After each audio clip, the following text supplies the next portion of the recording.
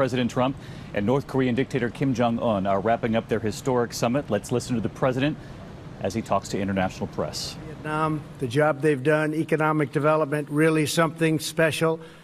So I want to thank all of the people of Vietnam for having treated us so well. We have, I think, reasonably attractive news from Pakistan and India. They've been going at it, and we've been involved in trying to have them stop. And we have some reasonably decent news. I think hopefully that's going to be coming to an end. It's been going on for a long time, decades and decades. There's a lot of dislike, unfortunately. So we've been in the middle trying to help them both out, see if we can get some organization and some peace. And I think probably that's going to be happening. We have Venezuela, as you know, has been very much in the news, and we're sending supplies. Supplies are getting through a little bit more. It's not easy. It's hard to believe somebody would say, let's not do it. What difference would that make, except it's great for his people to let it get through? But we're sending a lot of supplies down to Venezuela. People are starving to death. And you would really think that the man in charge currently would let those supplies get through. We are getting them into some of the cities and some of the areas that need them the most, and it's not an easy job. It's very difficult, actually. On North Korea, we just left Chairman Kim. We had a really, I think, a very productive time. We thought, and I thought, and Secretary Pompeo felt that it wasn't a good thing to be signing anything. I'm going to let Mike speak about it. But we literally just left. We spent pretty much all day with Kim Jong-un, who is, he's quite a guy and quite a character, and I think our relationship is very strong. But at this time, we had some options, and at this time we decided not to do any of the options, and we'll see where that goes. But it was a very interesting 2 days, and I think actually it was a very productive 2 days, but sometimes you have to walk. And this was just one of those times, and I'll let Mike speak to that for a couple of minutes, please. Thank you, Mr. President. We had been working, our teams, the team that I brought to bear, as well as the North Koreans, for weeks to try and develop a path forward. So at the summit, we could make a big step along the way towards what the two leaders had agreed to back in Singapore in June of last year. We made real progress, and indeed we made even more progress when the two leaders met over the last 36 hours. Unfortunately, we didn't get all the way. We didn't get to something that ultimately made sense for the United States of America. I think Chairman Kim was hopeful that we would. We asked him to do more. He was unprepared to do that, but I'm still optimistic. I'm hopeful that the teams will get back together in the days and weeks ahead and continue to work out. It's a very complex problem. We have said since the beginning that this would take time. Our teams have gotten to know each other better. We know what the limits are. We know where some of the challenges are. And I think as we continue to work on this in the days and weeks ahead, we can make progress so that we can ultimately achieve what it is that the world wants, which is to denuclearize North Korea, to reduce risk for the American people and the people all around the world. I wish we could have gotten a little bit further. But I'm very optimistic that the progress that we made, both in the run-up to this summit, as well as the progress that the two leaders made over these past 2 days, put us in position to get a really good outcome. The President and Chairman Kim both felt good that they had made that progress, but couldn't quite get along the line any further to make a deal that would have been bigger at this point. I hope we'll do so in the weeks ahead. Thank you, Mr. President. All right, Major, please.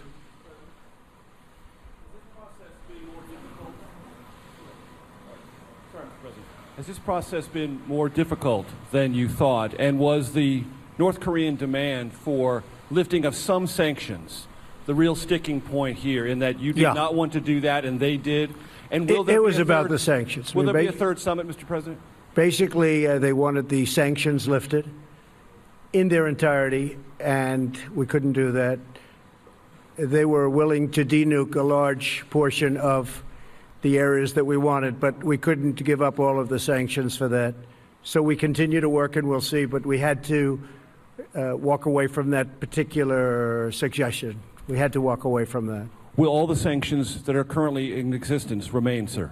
They're in place. I was watching, as a lot of you folks over the weeks have said, we've given up. We haven't given up anything. And frankly, I think we'll end up being very good friends with Chairman Kim and with North Korea, and I think they have tremendous potential. I've been telling everybody they have tremendous potential, unbelievable potential. But we're going to see. But it was about sanctions. I mean, they wanted sanctions lifted, but they weren't willing to do an area that we wanted. They were willing to give us areas, but not the ones we wanted. John? As we know, I mean, there's an incredibly complex set of issues that are at play here in terms of lifting the sanctions and what denuclearization is. Right. Did you get any distance toward sort of what Kim's vision of denuclearization Yes, we is? did. Because We there is a lot of line of thinking that he wants to keep some nukes. Yeah. I mean, would you allow him to do that? And if you Well, can't, I don't, and if you John. can't I get- don't want to comment. Excuse me. I don't want to comment on that exactly, but he has a certain vision, and it's not exactly our vision, but it's a lot closer than it was a year ago. And I think eventually we'll get there. But for this particular visit, we decided that we had to walk, and we'll see what happens. Okay. Oh, look, we have a gentleman nobody's ever heard of that was Sean Hannity. What are you doing here, Sean Hannity? Should we let him do a question? I don't know. Yeah, John, go ahead. With you. Yeah. So if he wants the sanctions completely off and you want more on denuclearization, how can you bridge that gap between now and the next time you might sit down together? With time, it'll be bridged, I think, at a certain point. But there is a gap. We have to have sanctions, and he wants to denuke, but he wants to just do areas that are less important than the areas that we want. We know the country very well, believe it or not. We know every inch of that country, and we have to get what we have to get, because that's a big give. Yes, Sean, please. I work in radio and TV. The mic's on. Mr. President, thank you. Mr. Secretary, good to see you. Mr. President, if you could elaborate a little bit more. We have some history. President Reagan walked away in Reykjavik. A lot of condemnation at the time, and it ended up working out very well in the end for the United States. Was this mostly your decision, what message would you want to send Chairman Kim as he's listening to this press conference about the future and your relationship? Well, Sean, I don't want to say it was my decision, because what purpose is that?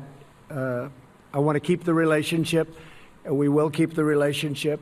We'll see what happens over the next period of time. But as you know, we got our hostages back. There's no more testing. And one of the things, importantly, that Chairman Kim promised me last night is, regardless, he's not going to do testing of rockets and nuclear. Not going to do testing. So, I trust him, and I take him at his word. I hope that's true. But in the meantime, we'll be talking. Mike will be speaking with his people.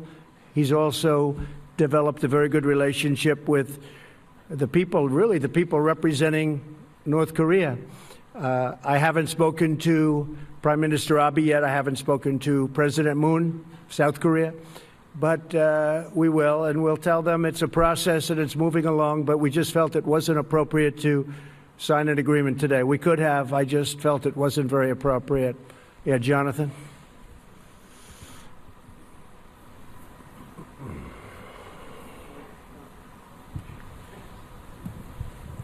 Thank you, Mr. President. Two questions, if I may. First, did you learn anything new about Chairman Kim through this meeting? And secondly, of course, while this was going on, the drama back in Washington, your former lawyer, Michael Cohen, who worked for you for 10 years, his office right next to yours, right by yours at Trump Tower, he called you a liar, a con man, a racist. What's your response to Michael Cohen? Well, it's incorrect. And, it's very interesting because I tried to watch as much as I could. I wasn't able to watch too much because I've been a little bit busy. But I think having a fake hearing like that and having it in the middle of this very important summit is really a terrible thing. They could have made it 2 days later or next week, and it would have been even better. They would have had more time. But having it during this very important summit is sort of incredible. And he lied a lot, but it was very interesting because he didn't lie about one thing. He said no collusion with the Russian hoax. And I said, I wonder why he didn't just lie about that too, like he did about everything else. I mean, he lied about so many different things. And I was actually impressed that he didn't say, well, I think there was collusion for this reason or that. He didn't say that. He said no collusion. And I was, a little impressed by that, frankly. He could have gone all out. He only won about 95% instead of 100%. But the fact is there is no collusion, and I call it the witch hunt.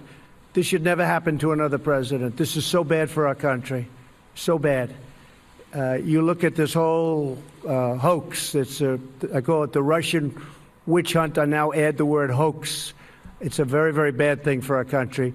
But I was impressed with the fact that he, because the most important question up there was the one on collusion, and he said he saw no collusion. So we'll see what happens, but it was pretty shameful, I think.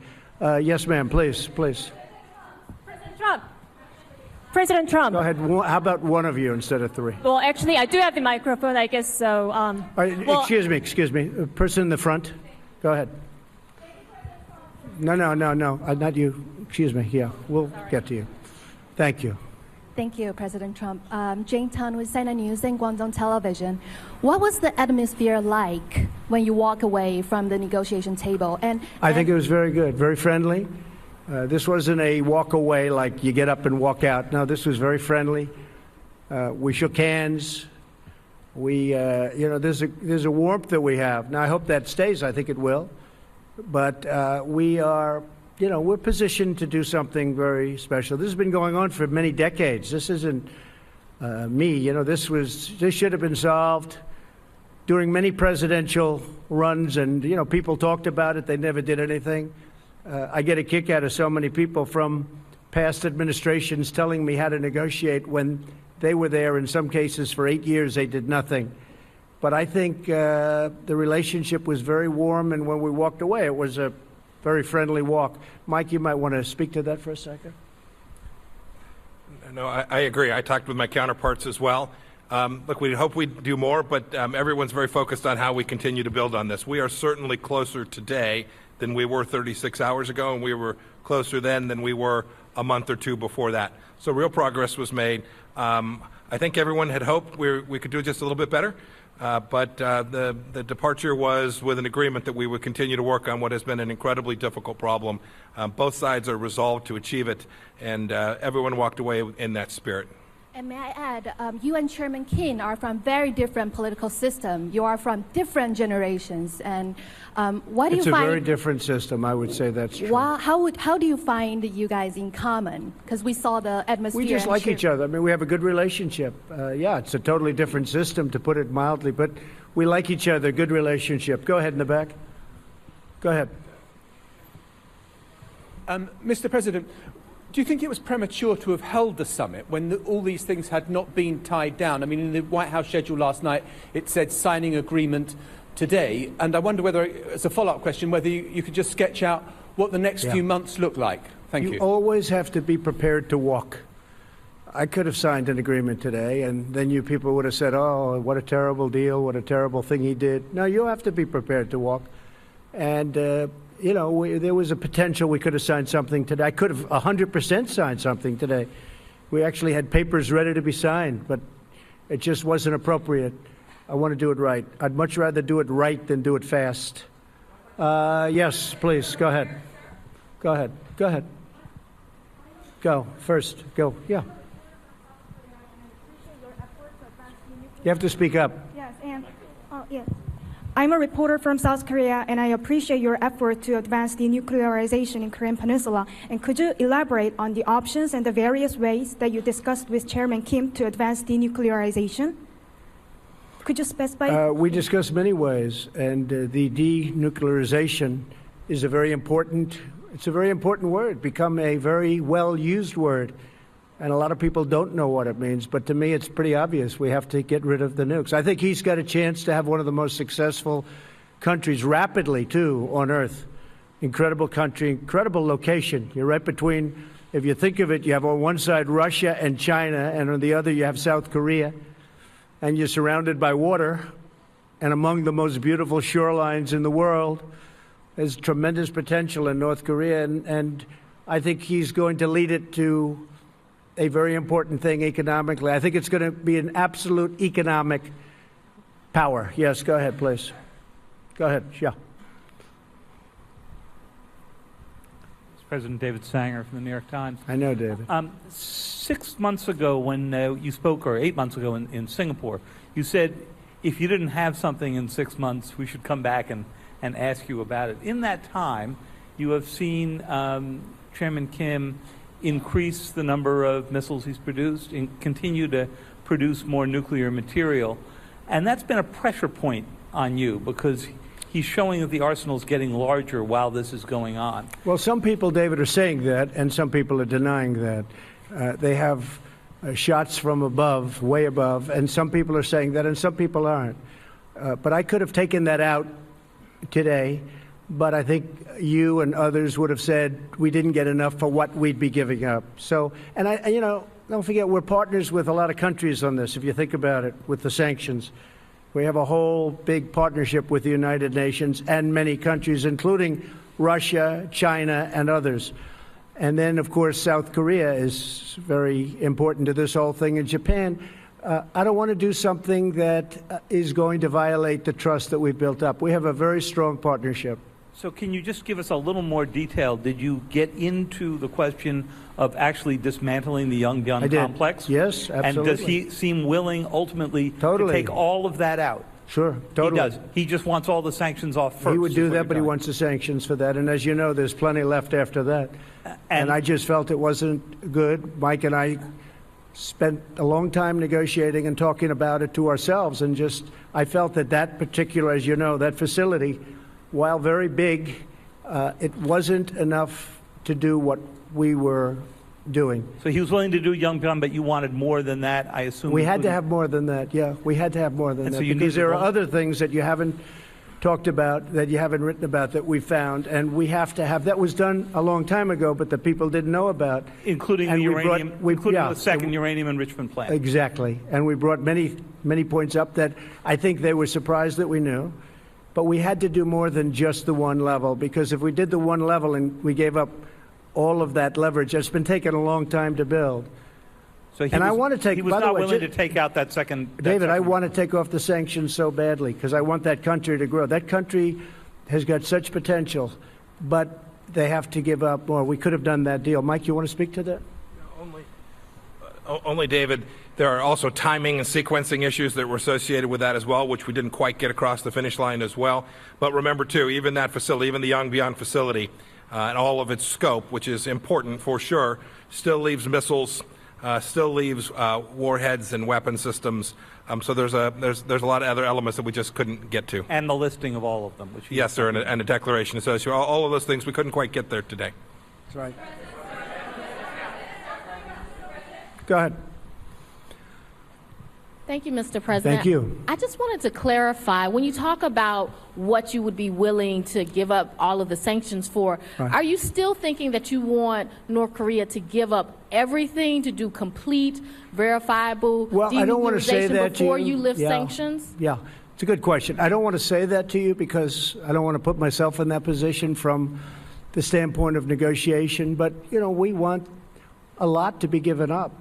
And we're giving up. And we'll have to, we'll be helping them along economically, us and many other countries are going to be helping. They're going to be in there. They're prepared to help. I can tell you Japan, South Korea, I think China, so many. And speaking of China, we're very well on our way to doing something special, but we'll see. I mean, I am always prepared to walk. I'm never afraid to walk from a deal. And I would do that with China, too, if it didn't work out. Are you concerned if you're not able to reach an agreement that the testing will start again, or that while all of this time is passing by, continuing to develop their program? He said the testing will not start. He said that he's not going to do testing of rockets or missiles or anything having to do with nuclear. And all I can tell you is that's what he said, and we'll see. Yes, go ahead, please. Go ahead, please. In the back. Red, in the red. Thank you, Mr. President. Yes, thank you. Jessica Stone from CGTN. I have a question about China, as you were talking about. You talk about China being willing potentially to help economically, and the fact that you've talked or will talk to Presidents Moon and Prime Minister Abe. How would you describe China's role in facilitating the engagement that's happened so far between Pyongyang and Washington? I think China's been a big help, bigger than most people know. On the border, as you know, 93% of the goods coming into North Korea come through China. So there's a great power there. At the same time, I happen to believe that North Korea is calling its own shots. They're not taking orders from anybody. He's a very strong guy, and they're able to do things that are pretty amazing. But 93% still come in from China. China has an influence, and China's been a big help. And Russia's been a big help, too. As you know, there's a pretty small part of the border, but nevertheless significant, about 28 miles. And things can happen there, too, and they've been a help. Yes, go ahead, please. Thanks, President. Jen Chen with Shenzhen Media Group of China. In your meeting with Chairman Kim this morning and yesterday, did the topic of China come up? If so, what can you share with us today? And you probably will have the end of Mar-a-Lago summit in March with Chinese President Xi Jinping. What would you like accomplished with your agenda regarding China at that time? Thank you. We did talk about China today a lot, and he's getting along with China, and so are we. And we are, we're right now, you look at what's happened to our country. We've picked up trillions and trillions of dollars of net worth. Our stock market is almost at its all-time high. Our economy is incredible. Our unemployment numbers are among the best we've ever had in our history. Individual groups like African American, women, you just take a look at any group, Hispanic, you saw that, just came out, the best in history, African American, best in history. So many different numbers are coming out so good. So we have the strongest economy, possibly that we've ever had. Fiat Chrysler just announced that they're going to spend $4.5 billion right next to Detroit in Michigan. They're building a tremendous plant. It's actually an expansion of another plant. It's going to double up their jobs and even more than that. A lot of great things are happening. And with China, they're having some difficulty, as you know. But I think that a lot of the difficulty is because of the tariffs that they're having. And in addition to that, we're putting a tremendous amount of money. You saw trade deficits went down last month. Everyone was trying to find out why.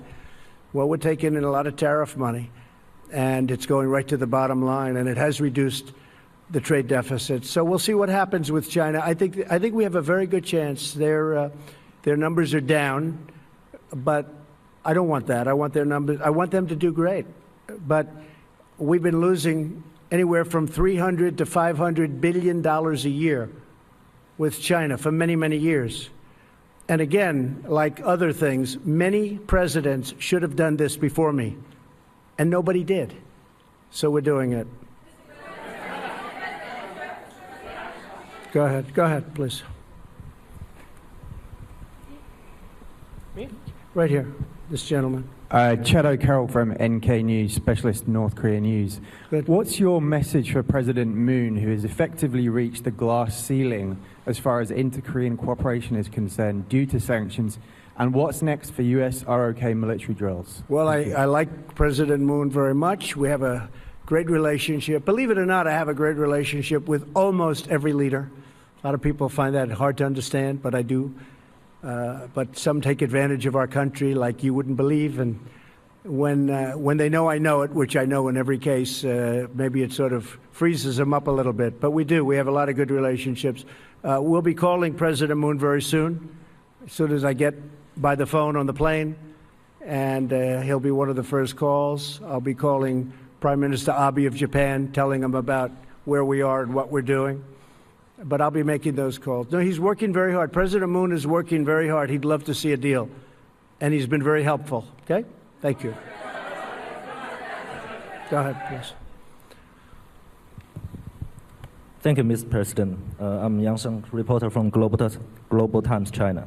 I would like to ask you that what are you expecting China to do in the next step to mediate your relationship with North Korea? Thank you.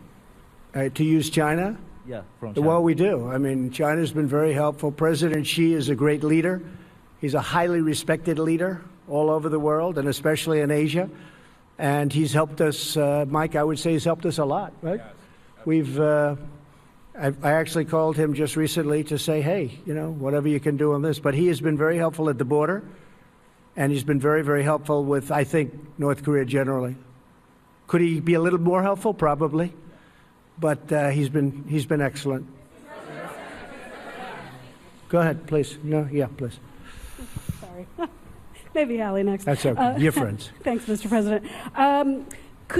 Did you commit with Chairman Kim to a next summit during No, your we term? haven't. No. Okay. We'll and see if it happens. It happens. I have not committed. They are at this point, some would say, a nuclear power. Do you accept North Korea as a nuclear armed state, at least for the time being?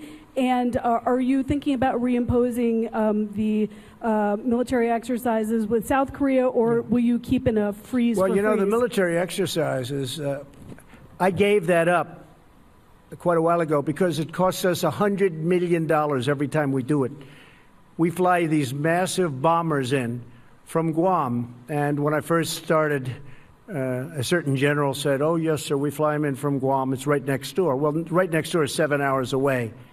And then they come and they drop millions of dollars of bombs, and then they go back. But we would spend, we spent hundreds of millions of dollars on those exercises, and I hated to see it. I thought it was unfair.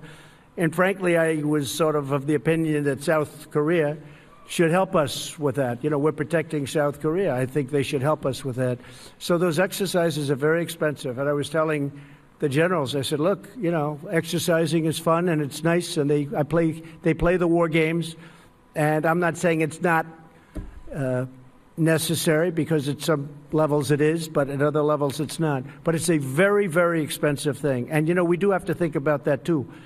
But when they spend hundreds of millions of dollars on those exercises and we don't get reimbursed, we're spending a tremendous amount of money on many countries, protecting countries that are very rich, that can certainly afford to pay us, and then some.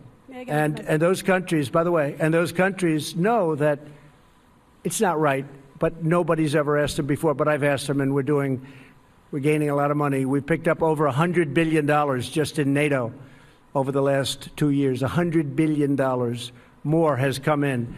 And we're doing that with a lot of countries. You'll be seeing that a lot. Yes, sir, please. Yeah, 1 second, please. Yes, thank you, Mr. President. You have a personal relationship, and I believe Vice President Pence does, with the family of Otto Warmbier. I'm wondering, you've talked about this week about Kim Jong-un being my friend. You called him on Twitter. You said you have a great relationship. Have you in Singapore or here confronted Kim Jong-un about Otto Warmbier's death? I have. Asked him to take responsibility. Yeah. And what did he say to you? And why do you call him your friend? I have, and I have talked about it. And I really don't think it was in his interest at all. I know the Warmbier family very well. I think they're an incredible family. What happened is horrible. I really believe something very bad happened to him, and I don't think that the top leadership knew about it. And when they had to send him home, by the way, I got the prisoners back, I got the hostages back, and Otto was one of the hostages, but Otto came back in shape that was not even to be talked about. I thought it was horrible. Now, the others came back extremely healthy, but Otto came back in a condition that was just terrible. And I did speak about it, and I don't believe that he would have allowed that to happen. It just wasn't to his advantage to allow that to happen. Those prisons are rough. They're rough places, and bad things happened. But I really don't believe that he was. I don't believe he knew about it. Did he tell you that he did not? Did Kim Jong-un tell you? He felt badly about it. I did speak to him. He felt very badly. But he knew the case very well, but he knew it later. And, you know, you got a lot of people, a big country, a lot of people. And in those prisons and those camps, you have a lot of people. And some really bad things happened to Otto. Some really, really bad things. Why are you willing to call him? He tells me that he didn't know about it, and I will take him at his word. Yes, ma'am, go ahead, please. Please, go ahead in the back. No, in the back, behind you. Thank you. Mr. President, Schwarzman Valentino, Sputnik News Agency. Have you discussed the issue of possible inspections to North Korea nuclear sites during your negotiations? You're going to have to speak a little louder. And where are you from? Russia, Sputnik News Agency. Okay. Have you discussed the issue of possible inspections to North Korea's nuclear sites during your talks with the chairman? Why don't you answer that, Mike? No? I can't. Good. Inspections I was to worried nuclear about sites. International inspections, yes. Inspections on North Korea? Yeah, inspections we'd be to able, the We'd be able to do that very easily. We have that set up, so we would be able to do that very easily.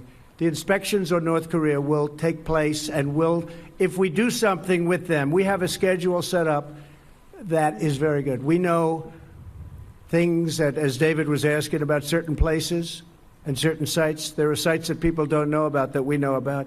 We would be able to do inspections, we think, very, very successfully. Yes, ma'am, please, please. Yes, go ahead, please. Yes.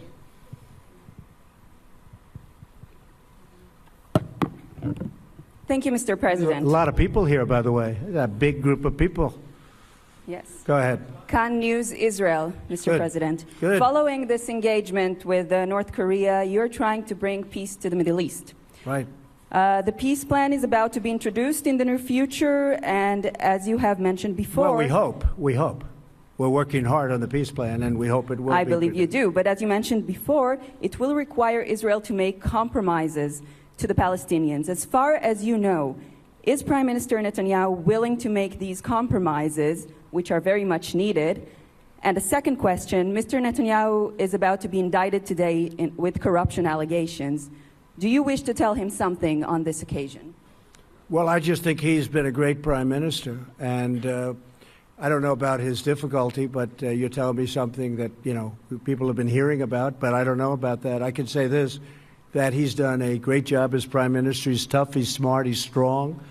He is very defensive. His military has been built up a lot. They buy a lot of equipment from the United States, and they pay for it. Of course, we give them tremendous, as you know, subsidy also. $4 billion is a lot each year.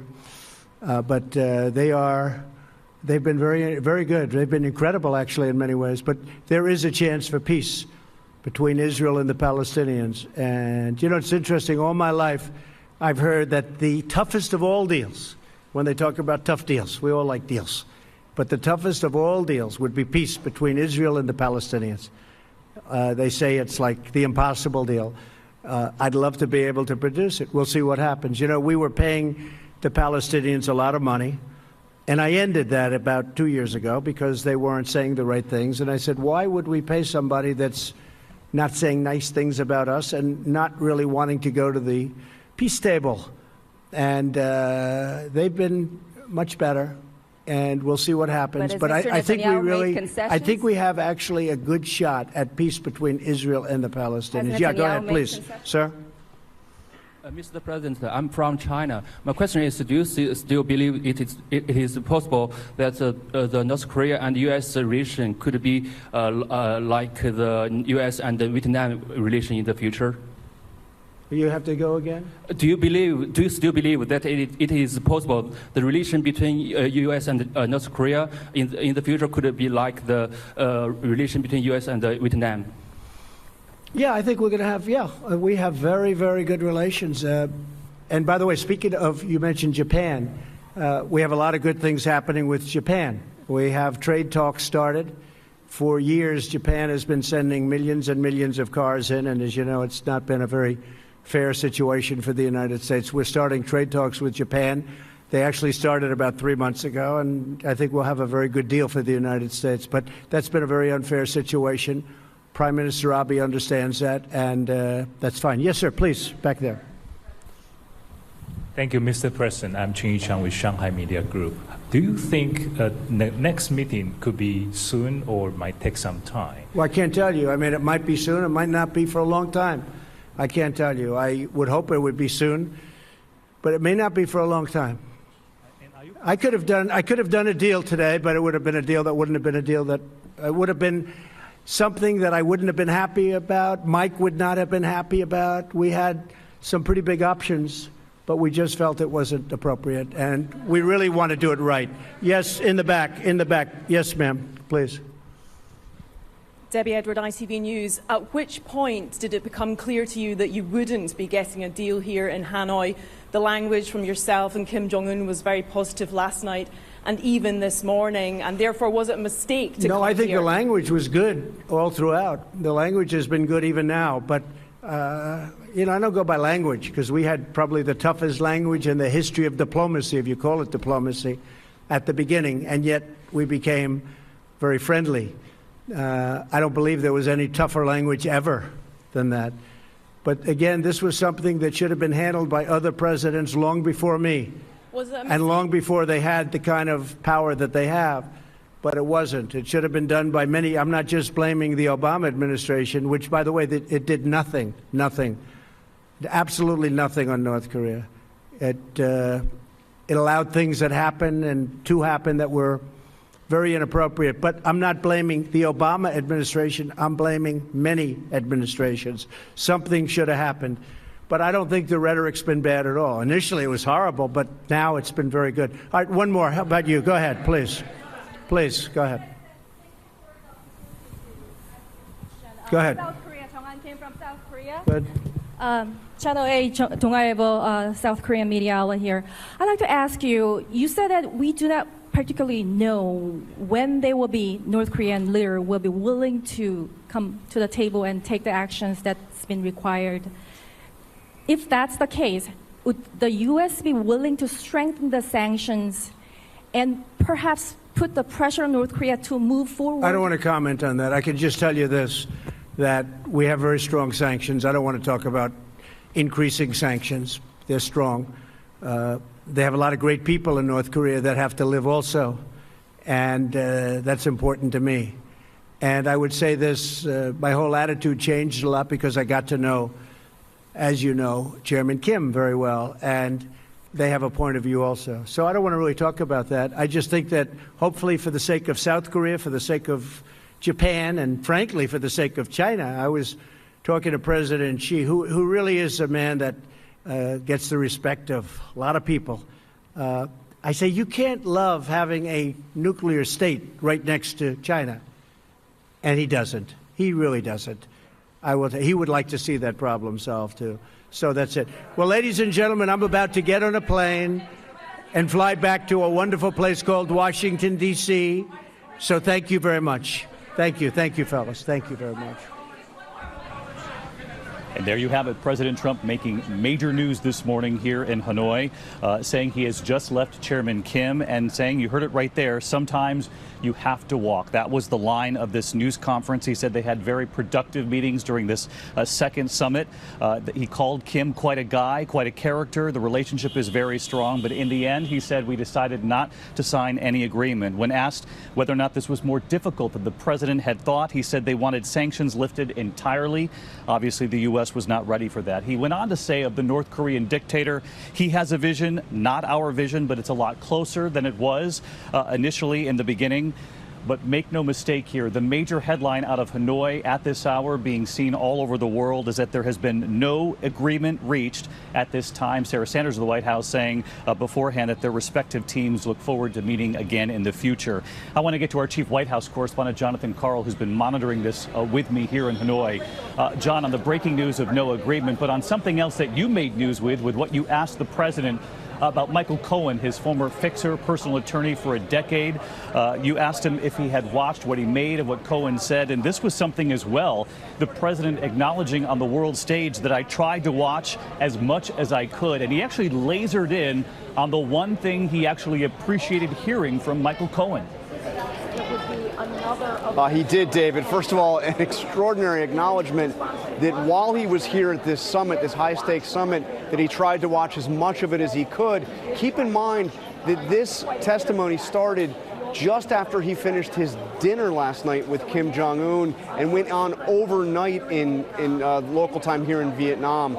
So he must have been up quite late before he went into this meeting today. In terms of the one thing he focused in like a laser, Michael Cohen acknowledged during the hearing that he did not have any evidence that the Trump campaign colluded with the Russians in terms of the election meddling campaign. He said he had no evidence, but what the president didn't mention is Michael Cohen also said at the same time that he has his suspicions.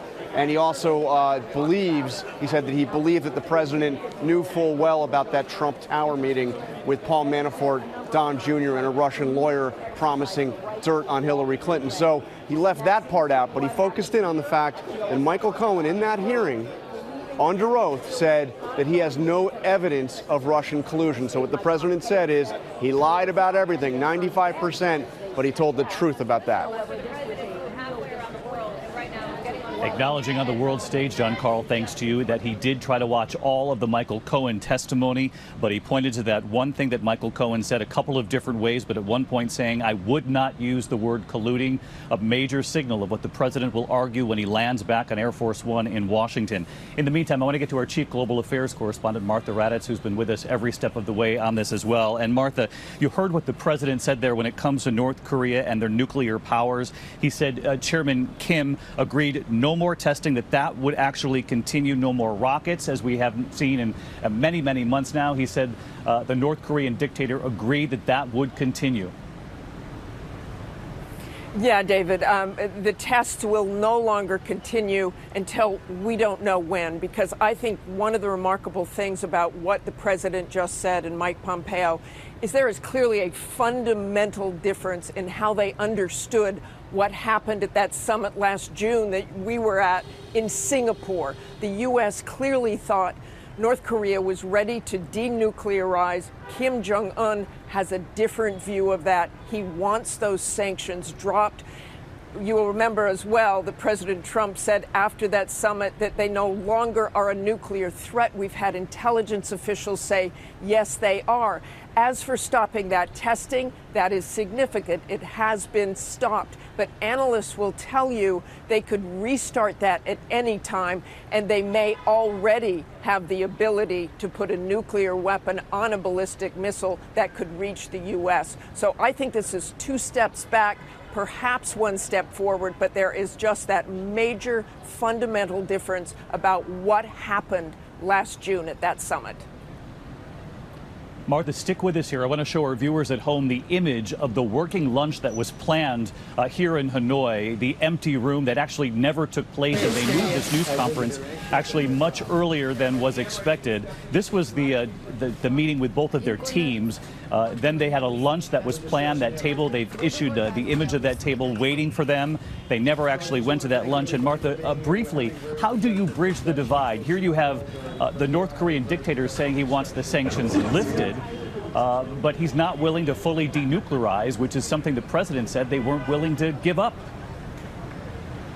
They clearly have a lot of work to do, David. I also thought it was interesting how often he deferred to Secretary of State Mike Pompeo. Mike Pompeo clearly played a big role in this and has been negotiating all along. And it sounds to me like he is the one who said, we need to walk away from this deal. We're not getting what we want. So I think they will keep talking. I mean, you heard Secretary of State Pompeo say they were making some progress, and they'll hope to have a lot more in the coming months. All right, Martha, our thanks to you as well this morning. Let's get right to Tom Bossert, former Homeland Security advisor to President Trump in the Trump White House. And Tom, great to have you as always. And as you know, these summits, they don't go into without some sort of hope, some sort of framework of what they hope to come out of this with. But clearly, Mike Pompeo, as Martha just said, was not comfortable along with the president and clearly advised the president not to move forward with signing anything. Yeah, I'm a little disappointed, but I think Martha's got it right, David. There's a lot to be excited about in a sense here, right? I'm very happy that the president stayed clear-eyed about his responsibility. I'm very pleased that he understood, in fact, and repeated it there in that really hard to unpack. I think we're going to have a lot to do press conference. He had mentioned to us that he knows he's the leader of the free world here. He's got a lot of people riding on him. So he maintained credibility. I think he maintained a trusted rapport with Chairman Kim, and I think he's going to maintain the resolve of the coalition as a result of the decision to walk away here. All right, Tom Bossert with us as well. Tom, as always, thanks to you. And Tom was exactly right. A lot to drill down on here, and we will continue to during the day. But the major headlines to come out of this news conference moments ago with President Trump, he has left Chairman Kim here. The summit is now over. The president saying sometimes you just have to walk. He said the relationship will continue, the talks will continue, but no agreement here in Hanoi in this second summit. The second major headline came from a question from our own John Carl about Michael Cohen, the president acknowledging that he did try to watch, even while he was here in Hanoi, as much of the testimony from Michael Cohen as possible. Didn't like what he heard, with the exception of one thing, and that was when Michael Cohen said a couple of different ways that I would not call it collusion when it comes to the Russians. He did say he has his suspicions. We'll have much more on all of this coming up on Good Morning America. And of course, as always, I'll see you at ABC's World News tonight. Have a good day. This has been a special report from ABC News.